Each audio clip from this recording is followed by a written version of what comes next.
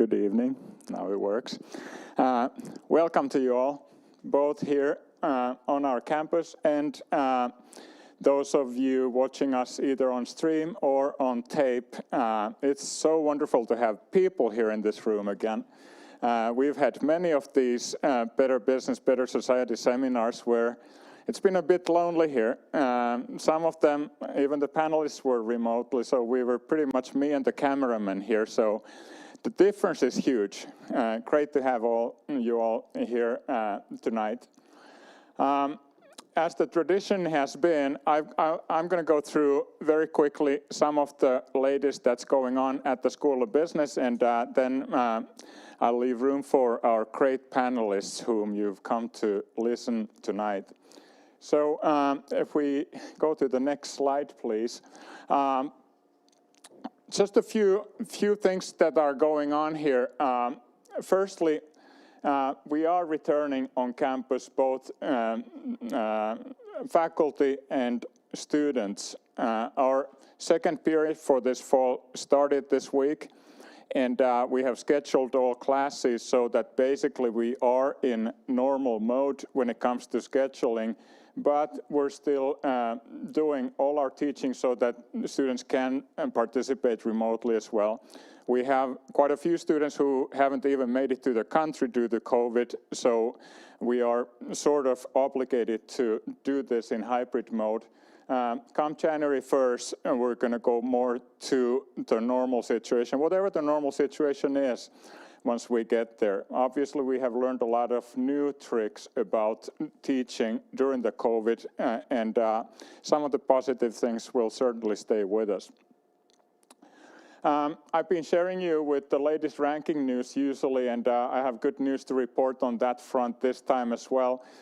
We got the ranking from the US News and World Report on economics and business, I think it was last week, and we had gone up from 49 last year to 41 this year, and that is a huge accomplishment.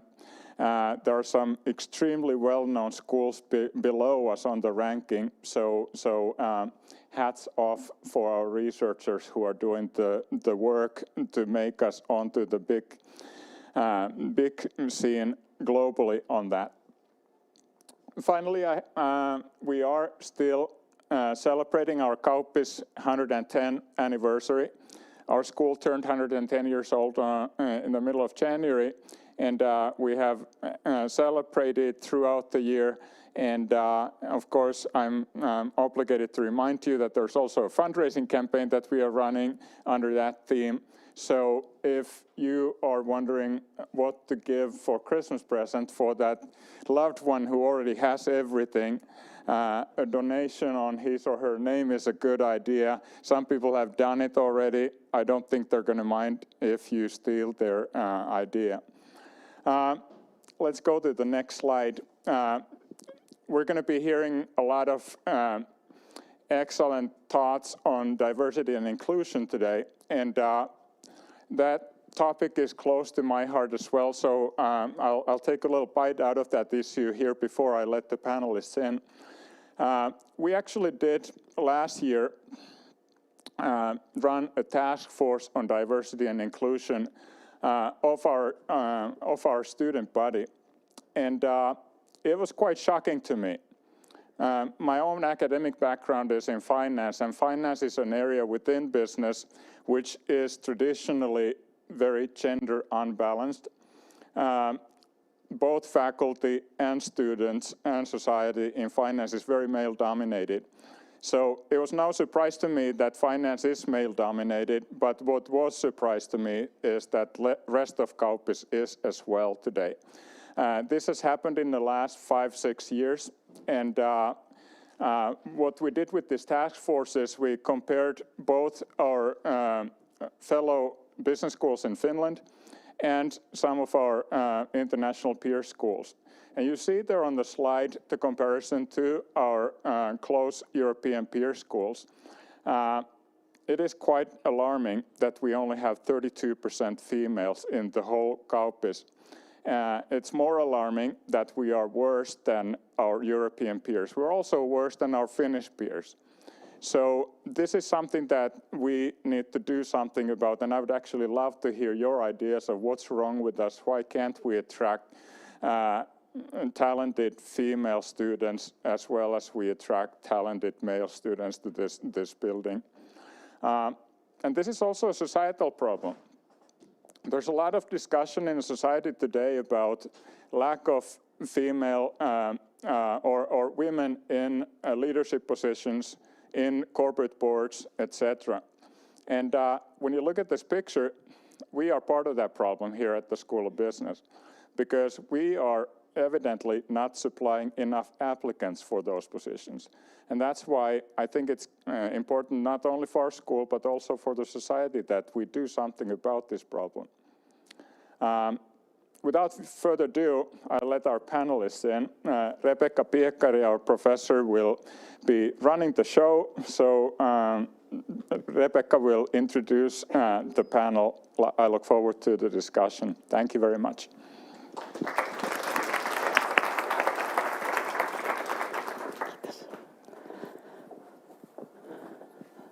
A very good evening to all of you, and a warm welcome to this event. As Timo said, we have been looking forward to meeting you face to face. Now a few words about tonight, and I thought I'll start by giving a little sort of glimpse into research in this area, and then I will introduce our distinguished panelists, also introduce the topics to you, and then we'll start a conversation. Now, as Timo said, diversity and inclusion for our school has both an instrumental value in the meaning that we serve the broader society, but it also has an intrinsic value in a sense that the study experience and the work experience at the school is very different depending on whether we are diverse or not. Today we posed the rhetorical question, do diversity and inclusion bring better business and make a better society? And this question, the answer to this question depends, of course, whom you ask. Now, if you ask a researcher like me, my answer would probably not be an unequivocal yes. We researchers tend to think that the causal relationship between diversity and inclusion on one hand, and then performance outcomes on the other hand, is actually not straightforward. There are lots of intervening factors, such as an inclusive culture, for example, or attitudes towards differences. These actually mix and affect whether the performance effects will be positive. So the question here tonight is not really whether there is diversity, but the question is how do we manage it? And that's what we will be discussing. Timo already highlighted some reasons for why we are spending an evening with you on this topic. And there are indeed external pressures. So we know investors, we know consumers make value-based decisions. But so do our employees. They also look at our employer brand, for example, and draw their own conclusions. In research, there are, I would say, three perspectives on diversity and inclusion. So we have the business case, emphasizing economic advantages. But then we also have something called a moral or an ethical approach. So there are organizations that actually think beyond the economic benefits and approach diversity and inclusion from the perspective of thinking that this is the right thing to do in the society. And there is a third perspective, a learning perspective, meaning that how do we embrace and how do we relate to differences? Is it a question of learning and development? But before I will invite our distinguished panelists to the floor, I thought it might be appropriate to define the two key terms, diversity and inclusion. And some of you may have noticed that Juha Tapio's song, Sinun vuorosi loistaa, your turn to shine, perhaps in English, is actually a song with wonderful lyrics that relate to the topic of tonight. So for Juha Tapio, diversity would actually be an invitation to a party, and inclusion would be an invitation to dance. The literature has a more complicated definition, as diversity and inclusion have traveled from the US to Finland, and our discourse is much more gender-based rather than race-based. But it refers to all kinds of differences between individuals, and we typically distinguish between demographic diversity, so the visible side like gender, like age, and then we have cognitive diversity, so something which tends to be less visible, acquired diversity as we call it. The question is then, well, which differences matter for organizations? And this is very context dependent. Timo, in his opening talk, emphasized gender and to some extent nationality. So those are the differences that matter for us at the moment. What about inclusion then? What does it mean? Well, that's a term that refers to managing differences in a constructive way. So then we are talking about how to utilize this resource for the benefit of the organization. And one could say in a simple way that inclusion means that you come to the office as you are. You don't need to become sort of the Finnish version of yourself, as one interviewee said.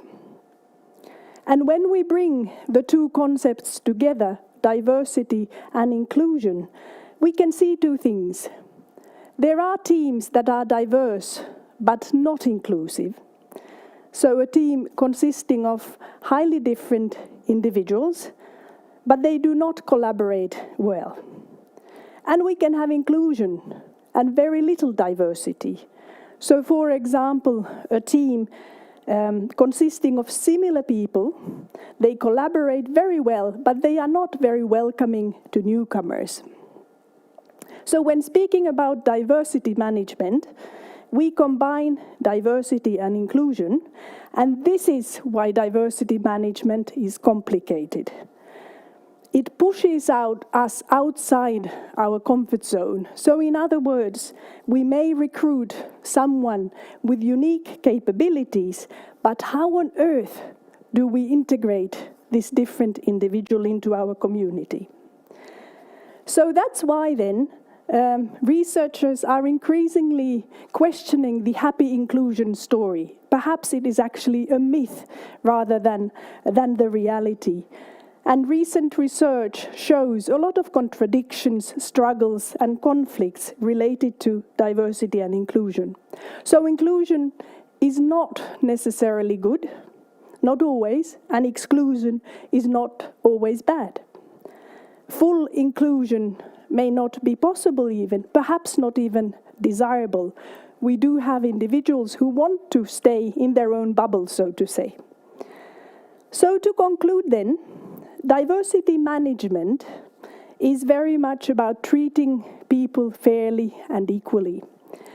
And research shows that much of the exclusion taking place in organizations is actually unintentional. And it's often due to our unconscious biases. We all have biases because we are humans. So full neutrality, full objectivity isn't even possible because we are human beings. And exclusion often happens unnoticed, organically, slowly, without us paying attention. Diversity management is also about managing risks and about preparing the organization for the future. And it's an ongoing journey. Organizations aren't really ready, and we are here to learn tonight. So let me invite our panelists to the fore, and I will start from Niina Arkilahti. Niina is the head of business banking at Nordea and a member of the Nordea Group leadership team. She has worked all her life in corporate banking in the Nordics and in Germany. And she's actually the most recent alumna of our panelists. She took an additional degree in accounting, I think, yeah, recently, in addition to her other degree. And 2 of Nina's children are our students at the moment. So a warm welcome, Nina. Our second panelist is Melissa Arni Hardén. And Melissa is a senior planning officer at the city of Espoo. She has led several projects dealing with talent attraction and retention in Finland. And just last week, she was busy organizing the Talent Boost Summit here in the capital area. And Melissa is a graduate of our English-speaking Mikkeli program from '93, and in addition she has a master's in another field. And Sari Baldauf is the chair of the Nokia board since 2020.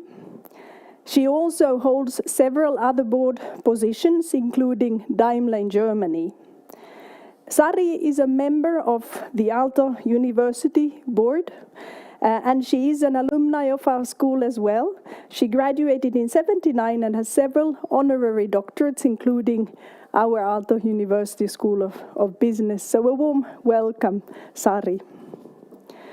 And then we have Jussi Herlin, who is vice chair of the board of Kone Corporation. And Jussi has served on the board for 14 years. He graduated from our school in 2012, and I do remember you from my courses. And Jussi holds several board positions. He's fascinated by artificial intelligence, urbanization, leadership, and intersectional feminism, which drew my attention. A warm welcome, Jussi. And then we have Sami here. And Sami joined our school actually this week as a professor of practice in the area of socio-cultural sustainability and especially diversity and inclusion. And Sami is an alumnus of our doctoral program from 2016. He worked previously for the Swiss Adecco Group, so the world's leading staffing service organization. And he was CEO of Adecco's operations in Finland. Sami used to be a professional athlete, and these days he also serves as the president of the Finnish Athletics Federation.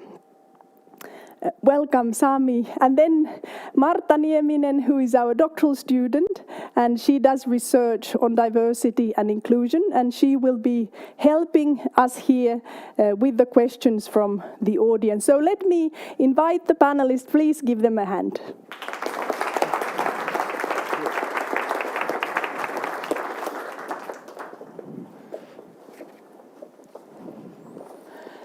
Joo. Se oli se. No, kiitos.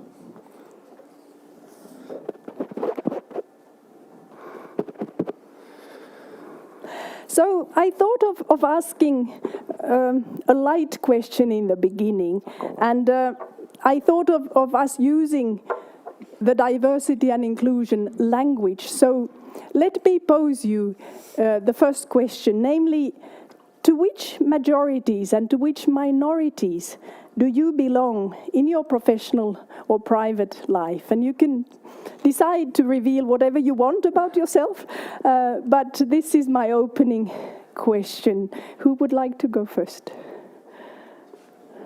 Well, if we go in the order, Yes, if I start. go ahead. I am left-handed. Okay, good. I'd like to say I belong mostly to majorities when it comes to background. I'm even right-handed. Let me think if I can think of I'm sure I can think of a minority as through a hobby or something. But with the sort of the metrics that usually count, I'm firmly in the majority. Thank you. I'm a female. I'm an Arab, so being half Lebanese and Lebanese citizen as well, it makes me somehow a minority. But obviously, in most cases, I'm also a privileged majority member. I think in my personal life, I'm in the borderline of being Finnish-speaking and Swedish-speaking. In my work, I've noticed that when it comes to the Talent Boost network, working on talent attraction and retention related issues, I'm in the majority of women in that space. Thank you all. I'm a Swedish-speaking Finn, and I belong to the biggest department of the school. So can you provide some examples of successful diversity and inclusion initiatives that you have been involved in? Maybe we'll start from the back, and you don't have to. There are questions that not everybody needs to answer, but I think this one would be nice to hear your views.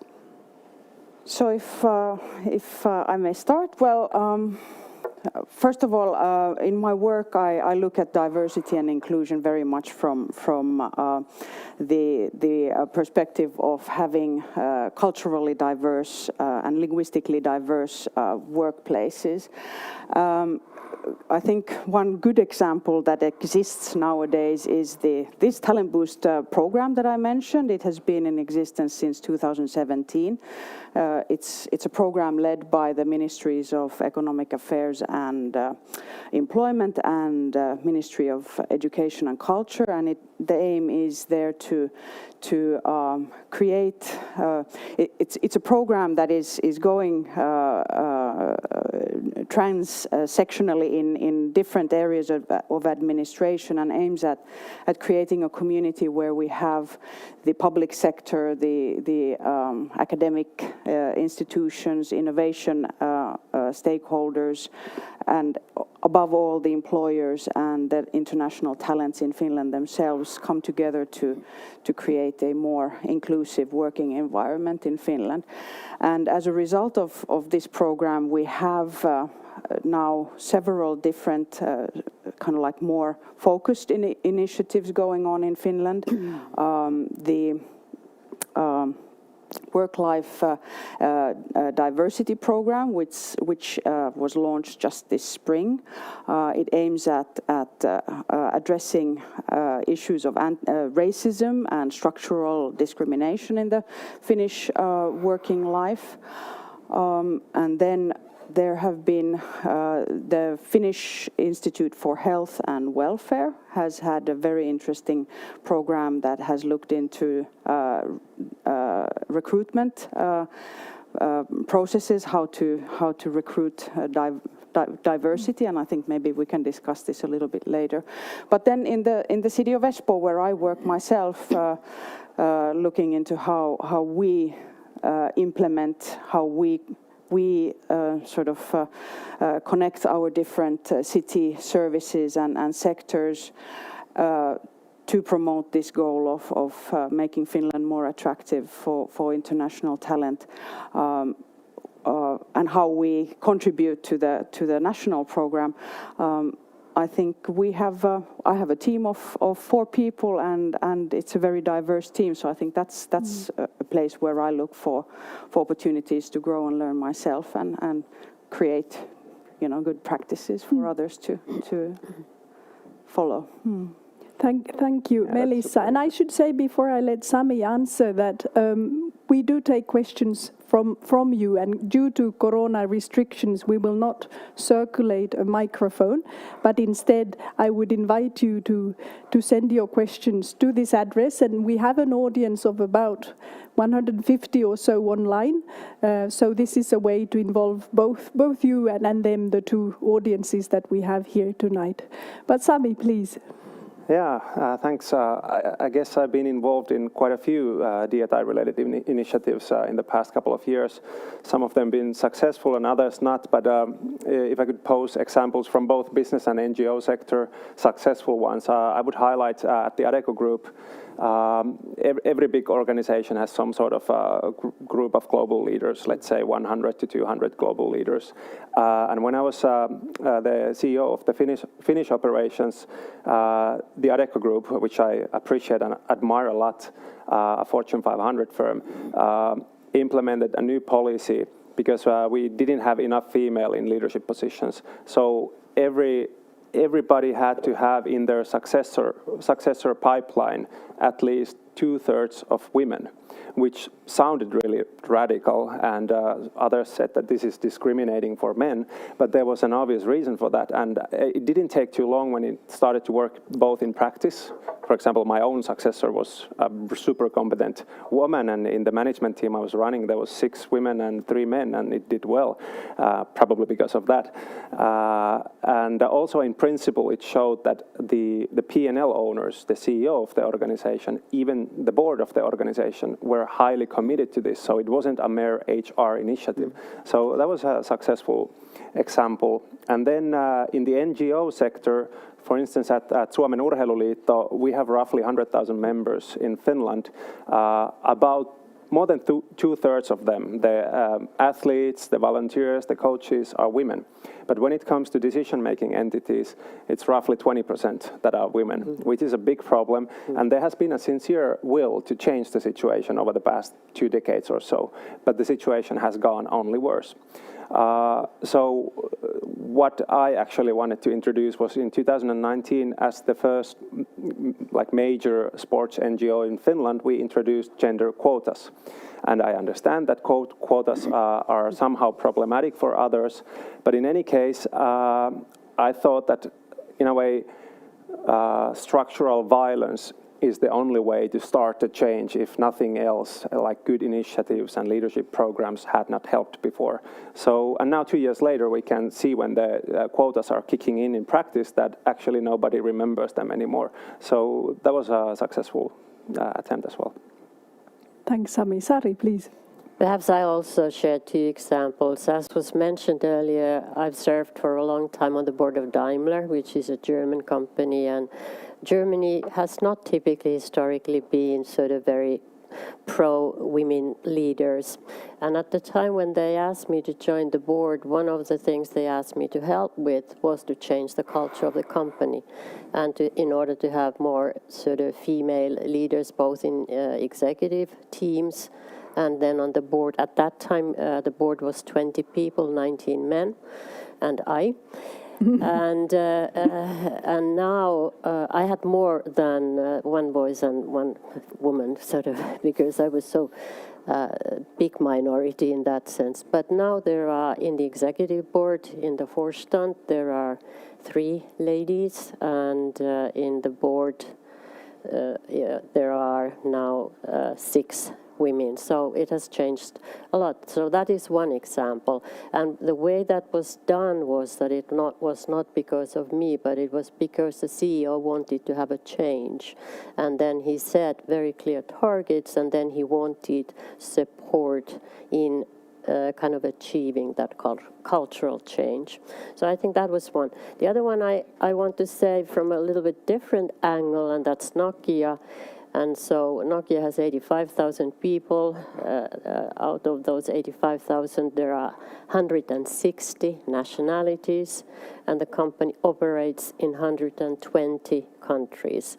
So it's a very diverse bunch of people in every respect. Then also during the recent years, there's been a number of acquisitions, number of mergers, which has then of course created a kind of combination of different kind of cultures, and which has brought then the matter of inclusion very much on the top of the agenda. So the way we look at the diversity in Nokia, we start with inclusion. And in a sense, because the inclusion is a set of behaviors, so that's why that is something that you can sort of govern and manage. And actually, diversity is pretty much sort of at any point it's a state of being. You have certain kind of a team, and the way this inclusion then sort of. Why I raise it as an example of success is that annually there are studies, surveys on sort of compliance and inclusion. And those survey results have increased immensely, sort of from year to year. So that's why I just wanted, and one means of sort of achieving those better results has been that there's very kind of determined education going on. There are courses to the sort of leaders and people who have teams under them, and courses that are sort of teaching people how to navigate bias and how to navigate bias with inclusion. And 85% of supervisors have taken those courses, and which is showing in results. So those are Thank you. examples. Thanks, Ari. And I bet you probably served as a role model in Daimler then when you started. Well, probably. Probably. Yossi, please. Thank you. And I think the initiative that you mentioned about this diversity in the workplace by THL, the Institute of Health and Public Welfare, yes. It is actually at this very moment, it is one of the finalists in a recruitment gala Yes, yeah. by Duunitori, Yes. by the way. And Duunitori, I have to say that one of the founders is an old choir friend of mine, and he's from the SEMS program here in Kauppis, an alumnus. But so they're hosting a recruitment gala, and so there's like 3 finalists for Recruitment Act of the Year, and this Multinationality project is one of the finalists, and rooting for them. For myself, I can say that I've had the privilege to see and to witness and to support other people's great work, and then maybe I had I dabbled and I had my hands a little bit in the KONE's new diversity and inclusion strategies, which now gives us management actual financial incentives for increasing the diversity of our management, and gives us a longer term goal, which was something that we have never had before. But I'm extremely proud of the work that has been done by the KONE management in promoting or in really incorporating diversity and inclusion in this new strategy that we have. And whenever I'm asked to talk about these things, the first thing I send a message to Kaija Bridger, our head of talent acquisition, and I ask her for pointers and to spar with her, because I get the best knowledge and the best info from there. On a personal level, I can say that I've managed with varying rates of success in talking in different public arenas about the topics of diversity and inclusion. So in media as well as in social media, and both have their own challenges. Thank you, Jussi. Nina, please. Yes, thank you. First of all, I would like to start with age diversity, and it had become clear for us in the bank that our senior citizen customers were not pleased with our services, and they did not feel that it was easy to use the digital channels that are the main channel nowadays to reach your private economy. And that is why we did some piloting and testing, and we're happy to announce this week that we have launched a service channel which is dedicated for seniors, and where the personnel who are answering to calls understand that we need to make the introductions to the digital services in a different way than what we are used to if we talk with digital natives of younger generations. So this would be one. And the second one is that in banking overall, it's very female driven, and it always has, at least in the Nordic, it has been. And when you look at the big numbers of the total organization, it's very balanced. But the higher up in the organization we look, the less balanced it starts to look. And that's why we changed our recruitment at words, because we noticed that certain words like dynamic, energetic, decisive are words that where females tend to hesitate about sending in an application. So we decided that we awarely choose more neutral wordings in the applications in the hope that we will attract the good female leaders. And then the third example for me would be about the voluntary work that we do in teaching children, youngsters, immigrants in how to take care of their economy and how to balance, how to calculate, how to plan. And this has been a way of both inviting to the party and then also to the dance. Thank you, Nina. Wonderful example and really concrete, tangible examples. Now I look at the audience and I can see a couple of my current and former foreign students. And I know that when graduating from the school, one of the challenges that they face is that they don't have the networks for finding a job. And this is a real issue. They need all the references, all the support to find a job and to overcome some of the thresholds that are associated with our labor market. So from your experience, what can be done with these networks? And anyone, I don't want to sort of follow the order, so please just ask Jussi. Well, not just related to finding work, but I think for me, first of all, of course, I am an integrated member of a Finnish citizen and an integrated member of society. So this is my view, but I think the first thing would be I would like to hear from those people who are actually experiencing this. But what I am seeing is that there are a lot of high-level roundtable discussions about how to integrate, foreign members into the Finnish labor force, how to bring more talent into the country. The term varies. But they're all done in Finnish.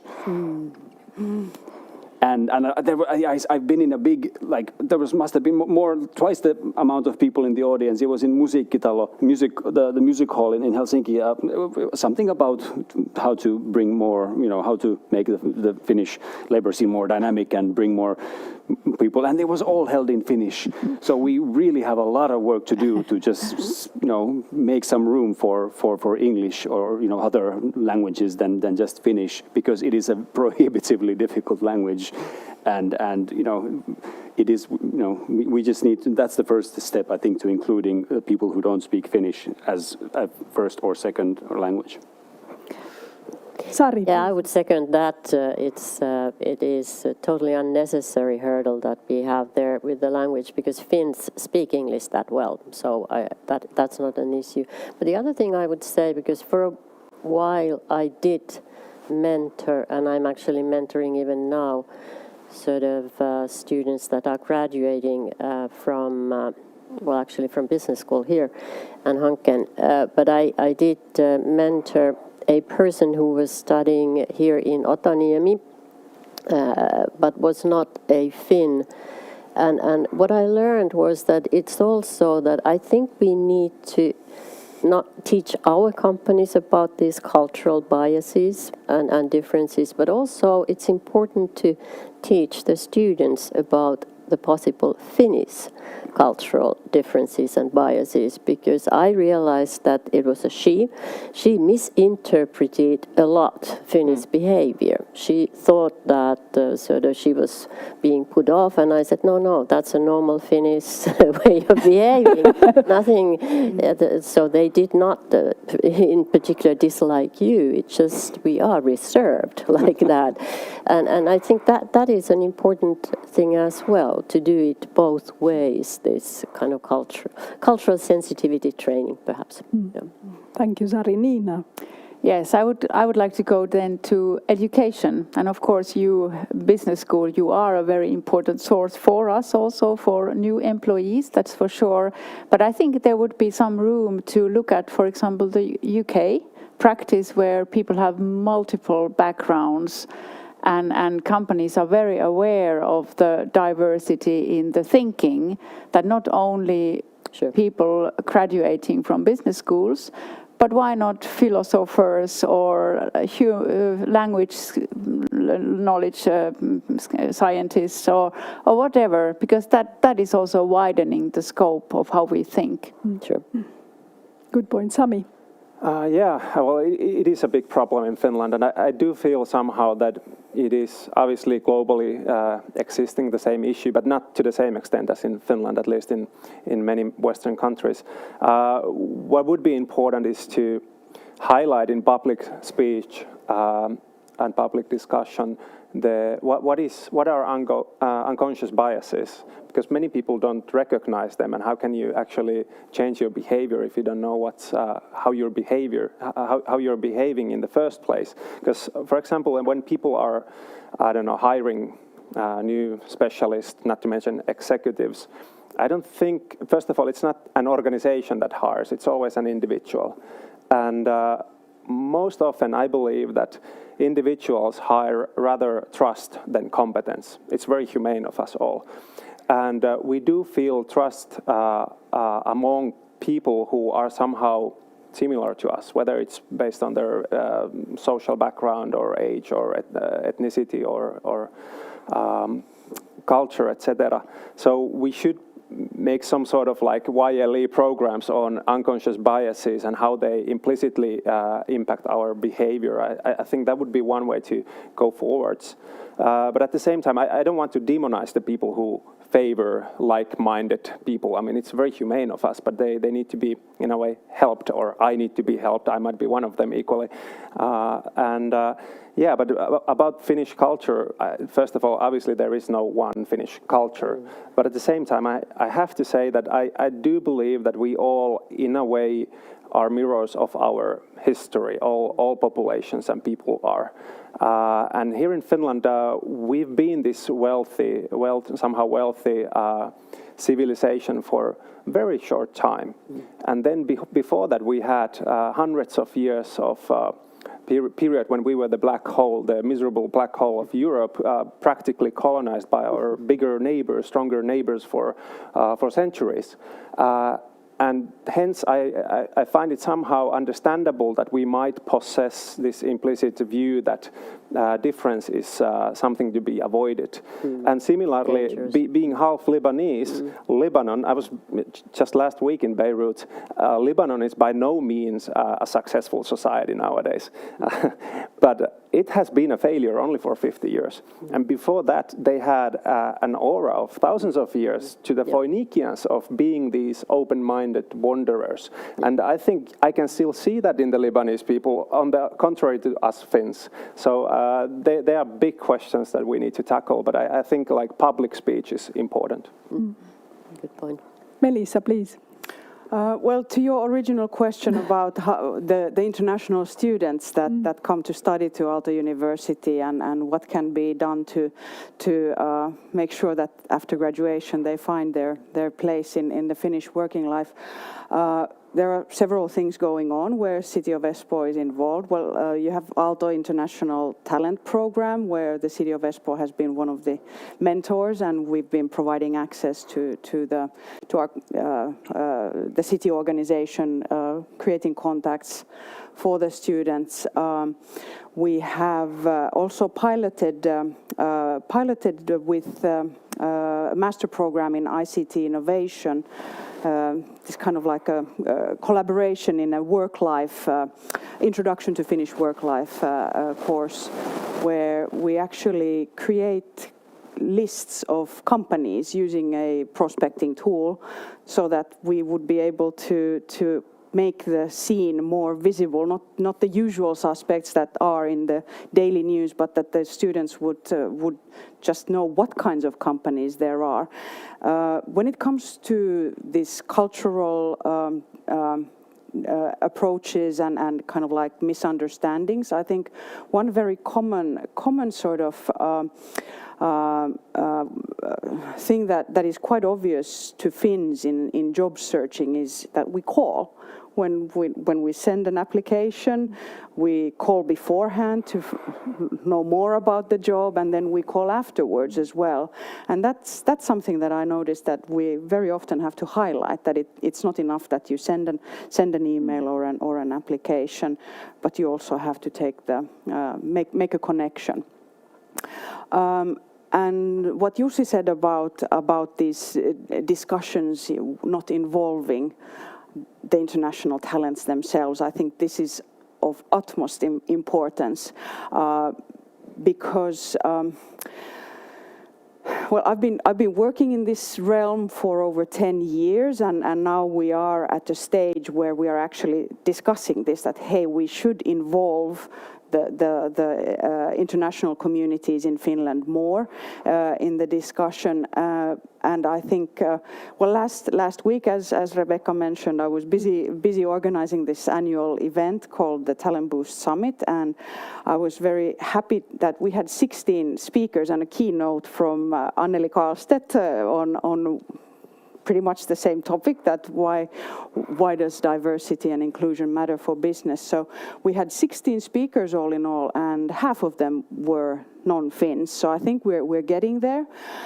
But I think now the next sort of step is that we should not look into the international communities as our consultants, but rather we need to take them, not give us advice, but be a part of the decision making. So that's something I think we should aim at in various areas. Yeah.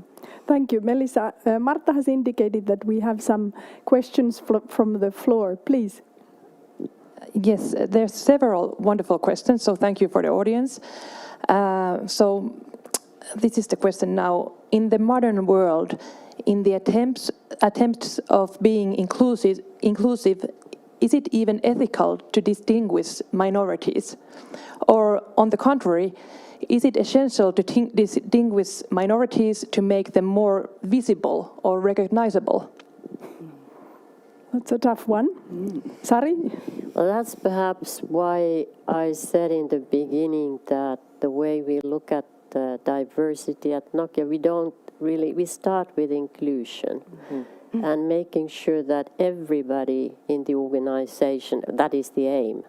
It is a journey always, that all members of the organization feel welcomed and they feel that they have equal opportunity to connect and belong and grow. And the important thing is that everybody needs to feel that they can be their authentic selves. So they don't have to pretend, they don't have to try to be something else, they can be themselves, which then helps to be able to contribute. It frees up enormous amount of energy, and typically when people are authentic, they also create trust among themselves. And when there's trust, then there's typically more innovation, because people have the guts to speak up their mind and come up also with totally new ideas that may not yet be fully tested. So that would be my as less focus on minorities and so. After having said that, I have to admit that one thing that we are doing now is that we are on purpose trying to increase the amount of women, because we have a challenge there. Happy with that answer, or shall we? Sami, do you want to add, or? Gosh, okay, well. You don't have to. Yeah. Well, that was a brilliant question. I think it's no one should be, in a way, diminished to represent only one small part of his or her identity. So that would be really important to highlight in any discussion. Then again, me being in many ways a majority representative, I might be a wrong person to answer whether highlighting someone's gender or sexual orientation is a good or bad thing. But Yeah, difficult question. Yeah, thanks. Another one, Marta. Yeah, I could take this one. It's a little bit similar as the other one, but still very important. Inclusion as a term implicitly suggests that there is a majority with the power to include, and thus, by extension, also exclude. How do you think we can move away from active acts of inclusion and instead towards a culture of equality, or as one scholar coined it, a diversity climate? Wow, these questions are tough. Well, we are at the university. Yeah, I mean, kudos to the audience. It's really, and I should have said anything because I don't have an answer to that question. And I could say maybe that is an excellent point, that I had not thought about the power dynamic included in the word to the extent that the person who asked the question. So I don't have an answer to that, but thank you for the thank you for the new perspective. Anybody would like to comment? Well, I think it boils down to a question of, do I feel valued as an employee in my company? And if I don't, then something is wrong. Yeah. I don't have any further explanations, but it's not more than what each and every one of us is feeling inside of ourselves in the company. Melissa.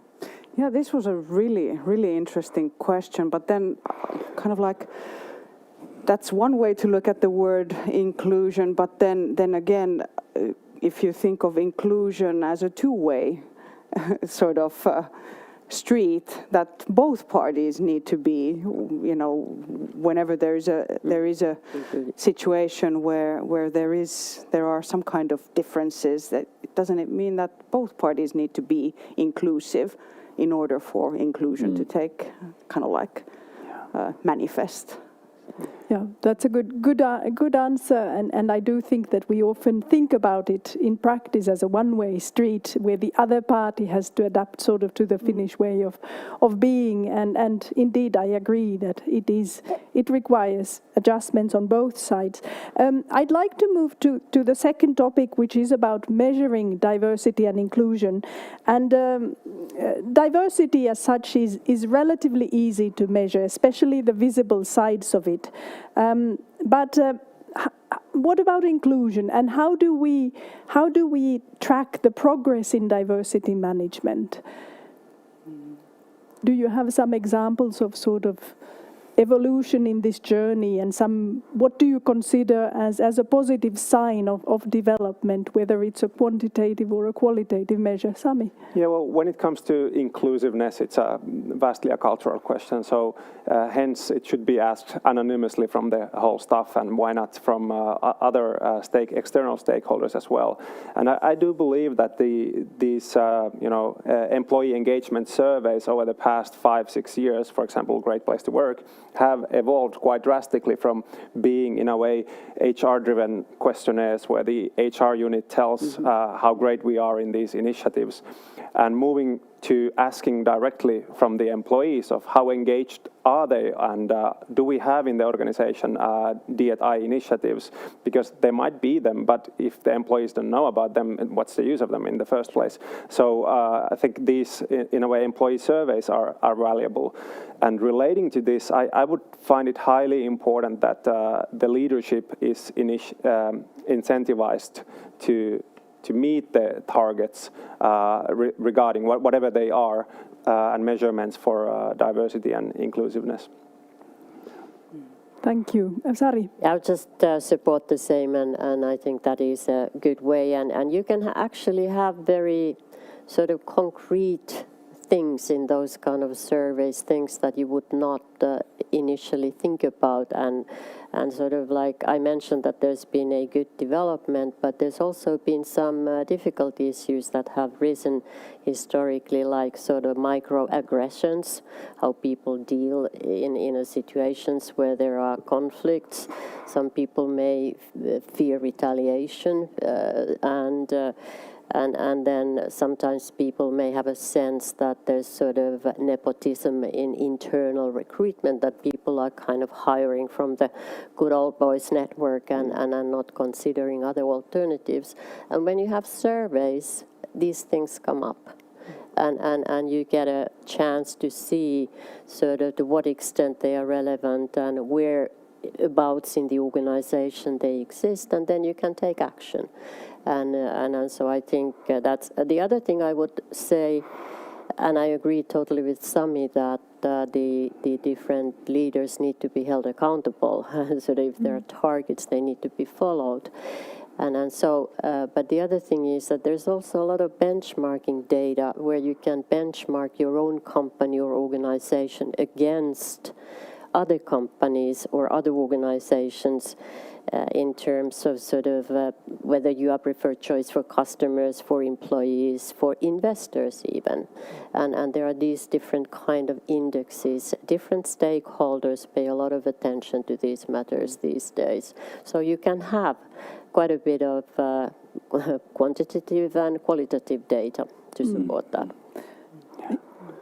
Yeah, the FIBS network actually came out with a measurement tool quite recently, and as you pointed out, no change happens unless we start measuring it. So that's for sure. And perhaps I just say one. It may, at least it surprised me a little bit when I heard about that. But sort of as part of our investor survey, this is also an element there, sort of discussed with investors. Yeah, yeah. Now, the inclusive culture is something that has been touched upon already, and recent research suggests that an inclusive organization is characterized by a learning culture, a future orientation, and preparedness to experiment, to try out new things, and of openness. Now, one characteristic of inclusive organizations is also a learning culture, tolerance for mistakes. And managers in such organizations are often capable of reflecting on their own action. I wonder whether you've ever made a mistake in the area of diversity, equality and inclusion. And if so, how have you corrected it? And Nina, maybe you could start. Yes, I am willing to share my shame here, and it's about not having the biases, the unconscious biases, because I never have. And then I decided to have a look just to be sure. And I looked on statistics about how I had distributed credit decision-making mandates to newly appointed branch managers, females and males. And unfortunately, it was totally structurally recognizable that the male branch managers had always nearly received higher mandates than the females. And the same went for when I looked at the first branch size for a newly appointed branch manager. I had somehow always trusted that the men were capable of handling a bigger branch than the females, which made me then change the recruitment process and the process for the credit mandates to simply have a checklist to remind me every time I made these decisions that I would not go for the unconscious bias. Mm-hmm. That's a really fascinating example, actually. And I'm trying to think of like a similar... Jussi, will you put the microphone in? Yes. Yes, thanks. Can you hear me now? Yeah. So I was trying to think of a similar, like a thing that, unfortunately, I couldn't think of anything that. So it's probably still out there. It hasn't been measured yet. I'm sure it's out there. But I think this is an extremely important topic, just because, you know, I don't know how to put this, but this is a subject in which, you know, public discourse is a little loaded. Maybe I don't know if, you know, when we talk about these things in the public, people have strong opinions and very few filters, it seems, and which makes it so that, you know, people are all quite careful of making mistakes, and so then you know, then it becomes the domain of the few, those who either never make mistakes or who don't care about making mistakes. And then the majority of us are just sort of like thinking, well, do I really want to, take the risk of making a mistake and getting cancelled or getting negative feedback? So it's just on a general level, I think it's super important to talk about, to say out loud that none of us here on stage or there in the audience has all the answers, and and that we all have these unconscious biases, and we make blunders and use the wrong terms or wrong pronouns all the time, and that's fine. Then we acknowledge that and move on. It shouldn't become something where immediately when you make a mistake, someone will drag you down and remove you from the discussion. Sure. Yeah. I agree. Yeah.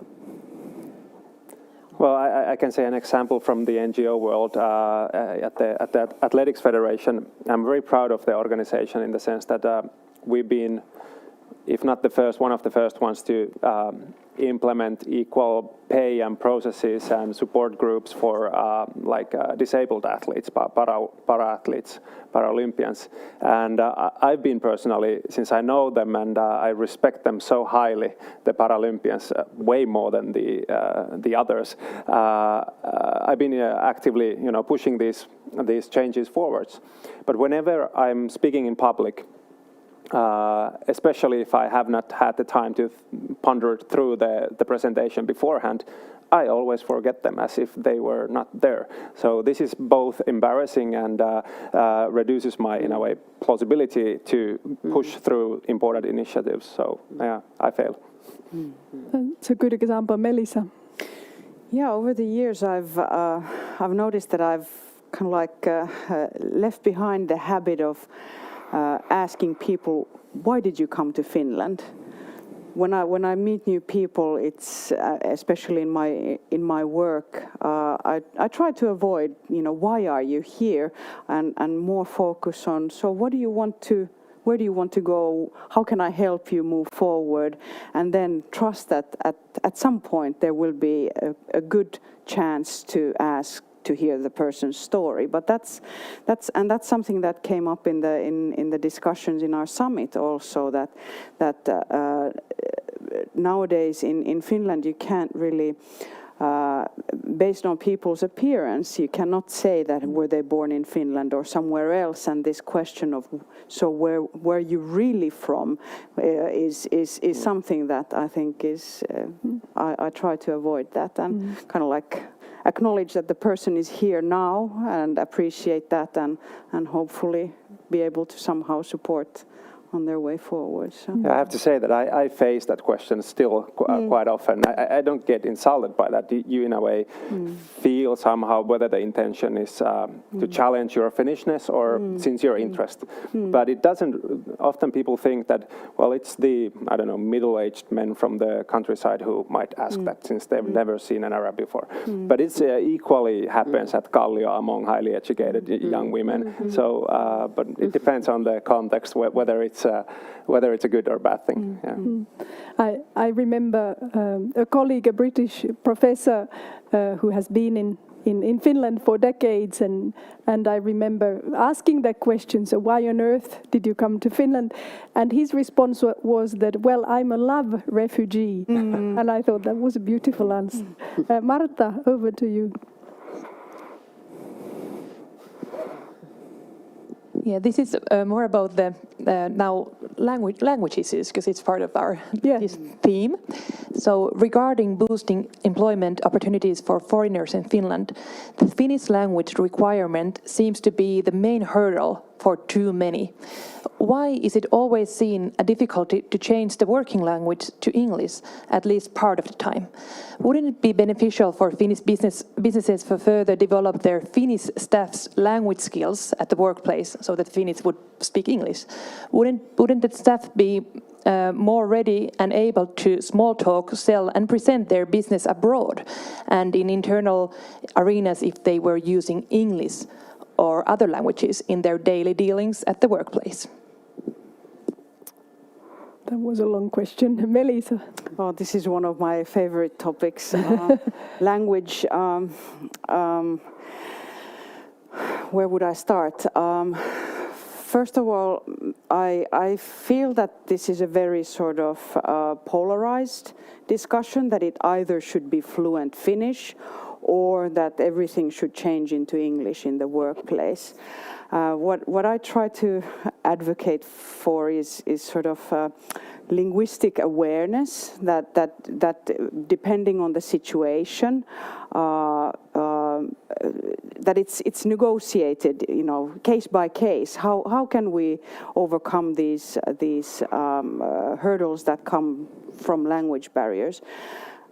While at the same time, I think that there is a lot of pure racism and attitudes kind of like disguised behind the language requirement. Then at the same time, sort of. And there's also the request and demand for more English language schools for children when people come to Finland with their family. I do understand that, but then at the same time I would also like to challenge that why not also learn the Finnish language, put the children in the Finnish language school track, and that way get the whole family exposed to more Finnish networks. So it's a very sort of multifaceted question, and I don't think there is kind of like that only having English at the workplace or only requiring fluent Finnish, that these are the answers. And I think this kind of like learning languages and the sort of value of language. So language skills and communication skills are not necessarily the same. So a person can be very fluent in a language but not a very good communicator, and vice versa. So I think thinking about language as a tool to learn other skills. What are the other skills that you learn when you learn a different language? And these are skills that you really need in the future. Empathy, the understanding of different ways of how you can perceive the surroundings. So not only kind of like what is the immediate value of having a language skill, but thinking a little bit beyond sort of the immediate benefit of a language. I think that would be... Yeah, beyond the instrumental value, Yes. the commodity value. Exactly. Yeah, Sari, please. Yeah, I just would like to add one. Of course, it is a complex question and contextual, and there's no one single answer, but would like to add one point from the point of view of inclusion. And I do remember the times, sort of a long time ago, I also used to work at Nokia as an executive. And when we were growing international, of course, many of us initially spoke Finnish. And then the team grew more and more international. And it was very exclusive when we had email sent out that were written in Finnish. And then there were these question marks coming back from all over the world that what the heck did this mean? And so in that sense, if you work sort of outside of the borders of the country, and if you have international workforce, I think it is an important element of inclusion to have one common language. And in this world, it's very often English then. And sort of, because then you can share all the documents, you can share minutes of the meetings, you can share the emails and everything. And then it gives equal opportunity to everybody. Sami, yeah. So language is obviously a brilliant power tool. Some people are very skillful in using that also. And it defines the culture pretty neatly. How do you use the language and what is accepted and what's not? But it's not only in the conference rooms or Teams meetings which matter. It is the informal situations where in many cases the real decisions are made, and it doesn't, it could equally be, Swedish, the language, what's the really important one, or excluding language, or or Finnish or English or whatever. But it is the informal context that often, describes the culture the best. Melissa? One thing that I hear very often is that there is a willingness to learn Finnish, and then sort of and that the best place to learn the Finnish would be at the workplace.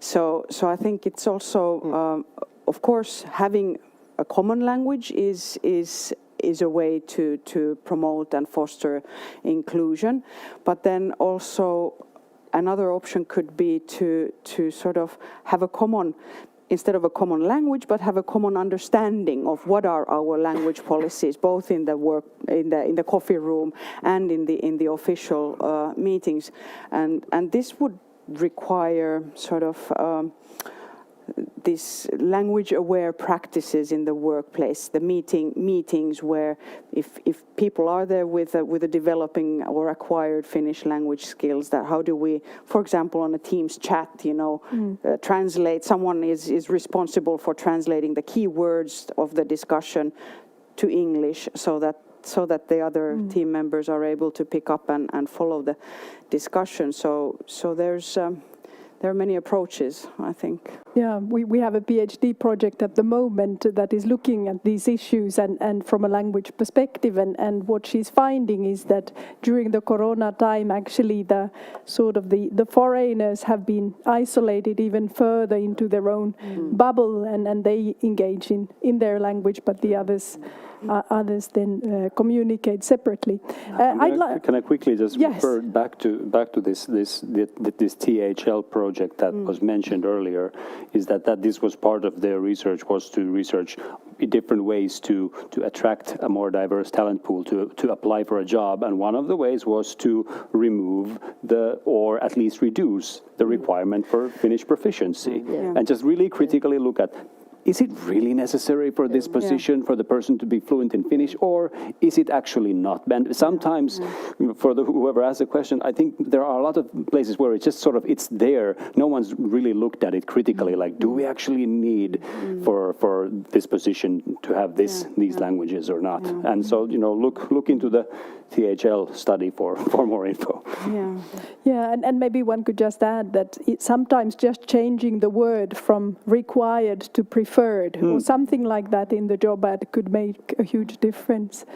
Yeah, when I was recruiting my team, I was very much looking into what they were suggesting, and one was that in the job ad that you clearly describe to what extent do you need Finnish. And when I had my business coordinator recruitment process going on, so I had in the job ad that you would need to be able to initiate a telephone conversation with a Finnish business owner, and at least initiate the discussion, and then if need be transfer the case to a Finnish-speaking colleague if the person was not fluent enough in Finnish or English. So very simple, and you do have to stop to think, so to what extent do you really need the language skill? Yeah. And now, related still to the inclusive organization culture, I'd like to ask you, how do you create psychological safety as a leader?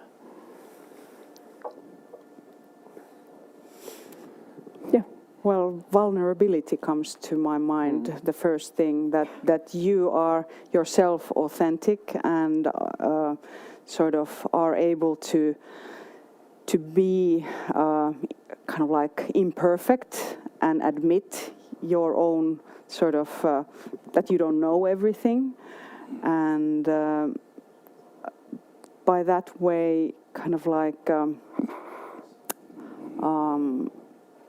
Opening the floor for people to feel safe to then also ask when they don't know. I think that's one of the things. Sari? I just say that I think openness and sort of being really direct and really open both ways. That's helpful. And then sort of I spoke earlier about trust, and I think it is sort of extremely important ingredient in any effective and successful high-performing organization. And so I think that's, and then another thing, it's important to be explicit about the fact that it's okay to make mistakes. It's okay to fail. As long as you don't repeat the same mistake many times, then it starts not to be that okay. And then learn from those mistakes, share them, and sort of that everybody sort of carries one's own responsibility in terms of that, but it's not end of the world. And I think that's extremely important. Nina? It's very much about tolerance, both ways, and it's about doing together. And it's many wise things have been said here already, so I have nothing to add there. But I like the concept of wisdom of the crowd, creating this trust in the team. Sami? Yeah, definitely the vulnerability is really important. I don't know if it's also to some extent a generational issue that the new generation cannot even respect someone who is a complete machine. But also what I maybe personally have sometimes found useful is that if somebody comes up with you as a subordinate or someone in the organization with a personal problem, which technically isn't the employer's problem, but you are in a way, or the organization that you represent are excessively understandable and empathic. And then the word goes on that I can be an actual human being with my own humane problems here, and I'm still here. The organization supports me instead of punishes me or in a way ignores me. That's a really, really powerful tool quite often. Absolutely. Jussi? Really good example and then maybe to start with, then you can show your own vulnerability by saying some problem that you have yourself. Or I just wanted to maybe highlight that this psychological safety, I used to sort of have a different idea of what it meant. I read the book Think Again by Adam Grant, great book for, if you want to learn how to think differently. And that actually psychological safety, what I thought it was that everyone is really feeling good, and then there's but what I didn't sort of think about is that it really should also mean that everyone is free to disagree. And that there's healthy disagreement in the team. That it's not just about high fives and saying nodding to everything everyone is saying, but that the psychological safety is there. That if you feel like you want to disagree with your boss, you feel empowered to do that. And if someone disagrees with you, they don't disagree with you as a person, but they disagree with the topic at hand. And it's not easy to create, or I don't find that easy to create. But I think it's important to make that distinction that from a team perspective, of psychological safety is creating a fertile ground where everyone feels safe to disagree with each other. That's extremely important point. Yes, absolutely. Yeah, great point. Now, if we move forward a little bit in the topics, I'd like to look at the aspect of multinationality, and many of you are working in multinational settings in one way or another. And interestingly, also the city of Espoo, I checked that we have many multinationals with headquarters in Espoo. We have more than 150 nationalities in Espoo. And an increase in the number of non-Finnish languages, and so the trend is very international. But I'd like to ask you, how does the multinationality of an organization actually play out in diversity management? Sami? Well, in my mind, in a big picture, I do believe and have noticed also working with the clients in my previous job that the bigger the organization, the more likely they have really thorough systems and processes and accountable people for D&I initiatives. which is understandable. But at the same time, I've noticed that US-based firms are further ahead than many European firms when it comes to D&I initiatives, whereas we might be perhaps better at environment or climate-related initiatives in Europe. I don't know, this is a stereotype, but I've noticed it myself personally so far. Sari. Yeah, I'm not sure whether they are that much ahead, but there are different aspects that sort of are upcoming, because race and ethnic issues are much more upfront there these days. This wokeness in everything in the US right now. But I would like to say one thing about sort of working in multinational environment, where you have sort of people coming in from very many different cultures, representing different religions, different cultural beliefs, speaking different languages and all of that. It makes communications very demanding, because very often you think you say something and the other guys hear something totally different. It happens with your native Finns, but it happens much more often with people that come from all over the world. So I would say that in terms of creating real inclusion and creating sort of culture for that, it is a demanding aspect where you have to pay a lot of attention to. Yeah. Do you want to ask from the floor? Yeah, if you have. Yeah, go ahead. There's a couple of questions about disability in organizations. So, dear panel participants, I would appreciate your views on inclusion of disability, visible and invisible, in the workplace and organizations overall. Do Finnish companies pay attention to this aspect? Special programs, indicators, reward for supervisors? Thank you, Leena Lahti. Nina. I am a laboratory on this topic at the moment, because we are building a new office in our head office in Vallila, and this is a great opportunity to think totally in a different way than we have done before. And we realized that when we started the planning, and that is why we invited people with variations in their abilities to come and join us in the planning, so that we made sure that it was well fitted, the plan for people who are not able to walk, for example, or who cannot see, cannot hear, or whatever kind of disability. So we are in the process, and when the building is ready, then I'm able to tell back how we succeeded. But this is a very, very high focus on succeeding. That's a wonderful example, and I know that when we moved here to Otaniemi, those issues were considered as well. Now, let's do the poll now. So if we look into the future and think about what the future will be like, we have here two scenarios, and I'd actually like you to vote. Which one do you think is more likely? So the first one is a positive one, a trusting one, and it suggests that Generation Z, so born between those years, is the most diverse generation so far. And this generation is socially aware and wants to work in non-discriminative firms. Therefore, they will ensure that diversity and inclusion practices will be high on the agenda across organizations. So this is the sort of the trusting future perspective, scenario one. The second one is more skeptical, doubting the future. We see increasingly polarized political views that create gaps between people and social groups. And extreme events tend to hit harder the less privileged. Therefore, diversity and inclusion efforts must be intensified in order to maintain even the current state of affairs.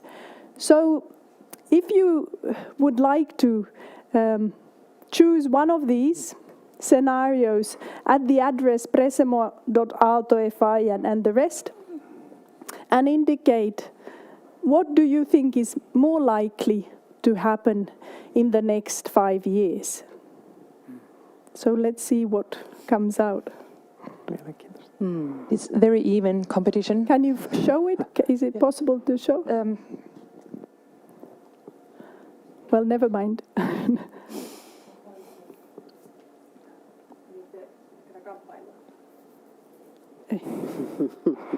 We are 13-13. Okay. We'll wait for a few more votes then.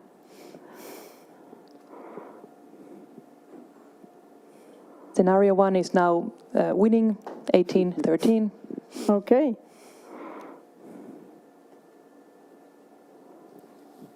And perhaps our panelists will choose their favorite one as well. Are you an optimist or a pessimist?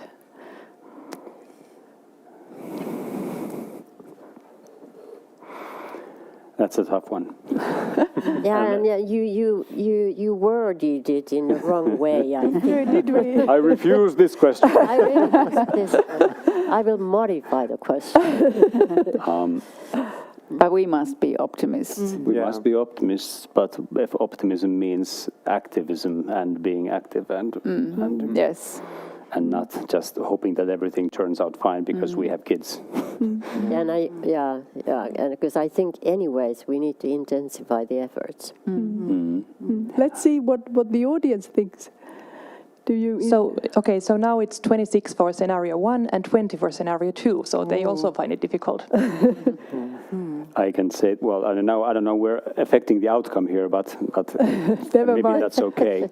Is that I think what is important is to think about the different lenses and the different kinds of diversity if we're thinking. So I very much see that there's for example, the less privileged are hit the hardest by different, like not just like COVID-19, but also different events that are related to climate change and climate crisis, for example. That will also have a bigger negative impact on people who are already less privileged. So that's something that's where I don't feel so optimistic. I feel like we need more action. But then if you think about the diversity in the workplace, like diversity in our offices in Keilaniemi, where the societal differences are not looming large, then it's more like optimistic about that part. So we can't, it's not a blanket. I'm optimistic about some things and a little bit more pessimistic about others. Depends on the context. Yeah. If you think of companies, It depends. Yeah. if you think of companies only and not of the less privileged individuals, then I would say that only the ones that are inclusive and diverse are the ones that are able to attract best talents. And in this way, create innovation and risk management and whatever. And that is why I believe in scenario 1. Yeah, I guess eventually scenario 1 is the only chance we have as human race on this planet in a way or another. But it might be that we go through the scenario 2, and if we take a societal view, ideologically these questions, if history has shown us anything, they are attached to liberal open democracies, which are being challenged quite drastically. So if we look at the whole global population, it might be that we go through scenario 2 and eventually are forced to end up in scenario 1 and hence Hopefully, win. yeah. So now it's 29 for scenario 1 and 24 for scenario 2. Okay, so very even. Thank you, Marta. I have one concluding question. Now, looking back at our discussion, we've been covering a lot of different topics, and considering your experience, your perspective, your position, what do you find most challenging in this area? What is the hardest part of making scenario 1 happen?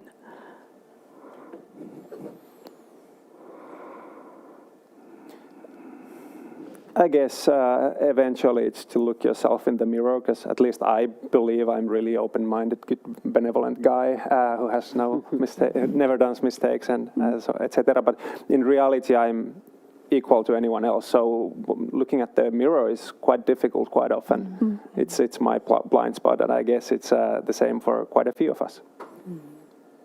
I would agree actually with that. It's coming to terms with our our imperfections and really just saying, yeah, I make these mistakes on the daily, and I need to have like a pocket mirror with me all the time, so that it's not just like once and okay, now I have reflected, but now it's an ongoing. We're wired to think in the wrong ways, so we have to actively work against that.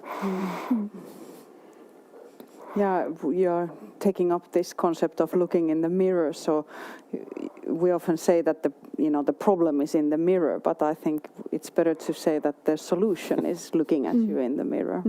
Yeah.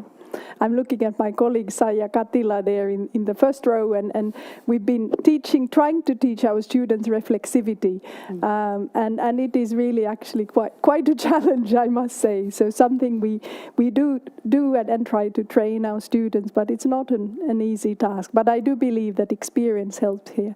Now it is time for me to thank the audience for your great questions, to thank our distinguished panelists here today for being so open and being so willing to share also personal stories and personal mistakes, which I always think is valuable. And to thank also Anni and her team for the organization and Marta. And I'll invite you on behalf of the school to have a glass of wine. So thank you, everyone. Thank you. Thank you very much. Thank you. Kiitos.